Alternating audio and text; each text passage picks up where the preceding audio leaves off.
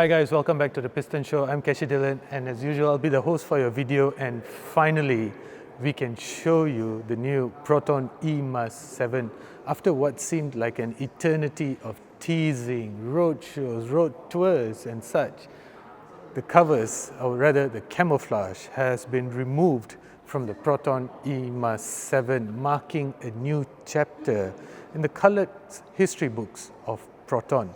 Now this is Proton's first EV, but before you discount it as a mere rebadge, in this video I want to tell you everything that Proton has done to localize the eMAS 7 and how it drives differently from the car that it's based on, the Geely E5. So in terms of design, well, there's really not much to distinguish it from the car that it's based on, the Geely E5.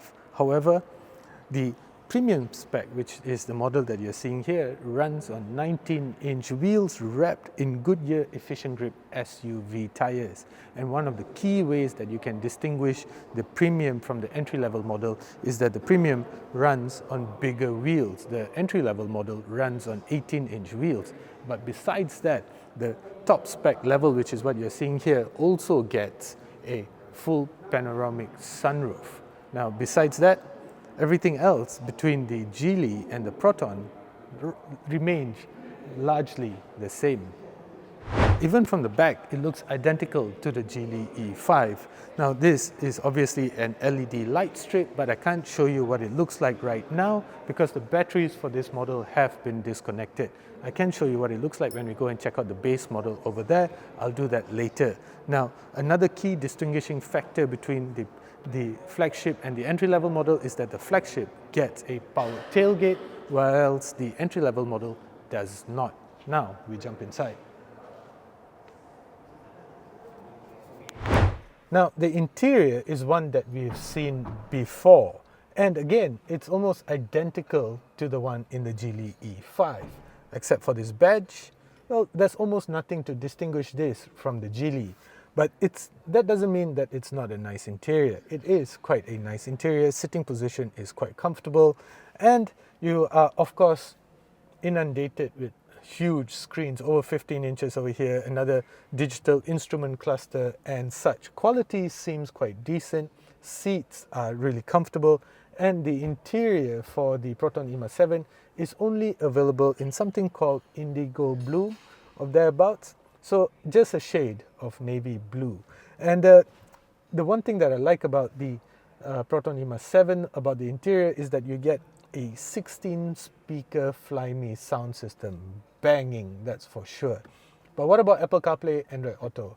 It's not going to be available when this car is launched, but Proton says that it will be available later on with over-the-air updates. Why? Not so sure.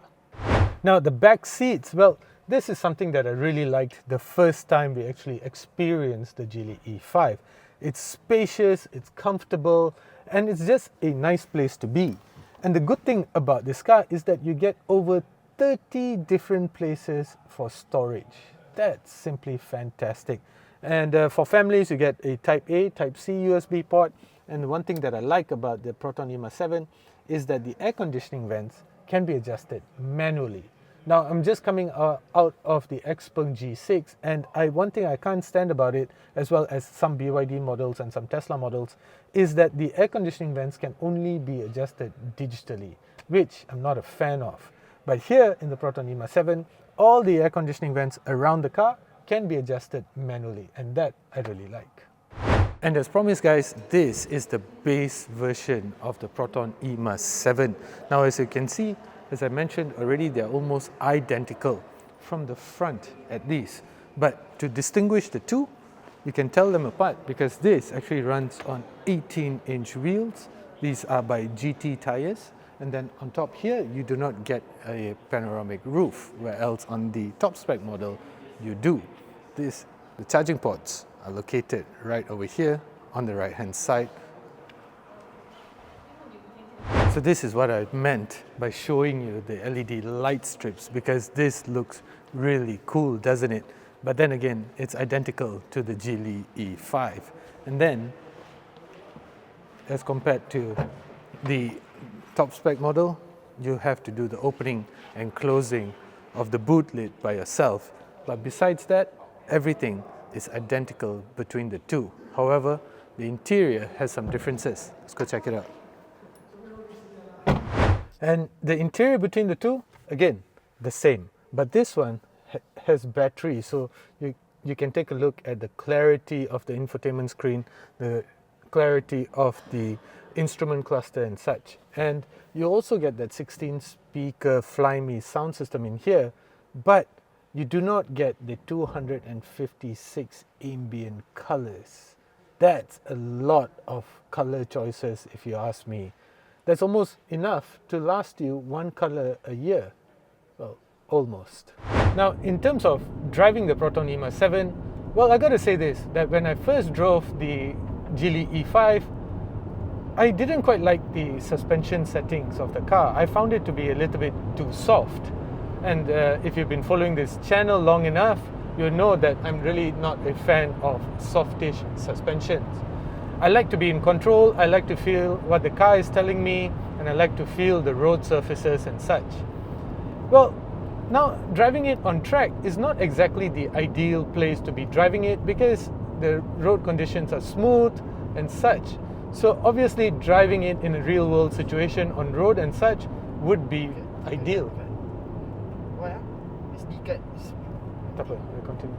So driving it in real world conditions would be ideal. However, we are going through some unevenness over here and I do feel it. So that is a good sign and I'm grateful for that. And so perhaps it may feel better on the road. Anyway, in terms of performance, I got about 200, slightly over 210 horsepower, 300 plus Newton meters of torque. This car does 0 to 100 in about over 6 seconds and tops out at 175 kilometers per hour. If I flex my right foot, power delivery is good. It's not explosive in that sense, but it's good enough to get you up to speed rather quickly, which is quite a typical character of EVs. I look forward to driving this car on the road. So now we're heading over to a specially set up handling course designed to highlight the body roll and the suspension tuning of the Proton eMAS 7, which by the way consists of multi-link suspension as well as McPherson struts, which is ideal for comfort. But as for handling, the good thing is right off the bat you can feel that suspension is a little bit firmer because body roll is just minimal, which means that as compared to the Geely E5, I feel that the suspension on this car feels a little bit sportier, which I like because as you know, if you've been following this channel again, I like to be in control of the car and I like a car that tells me what's going on underneath.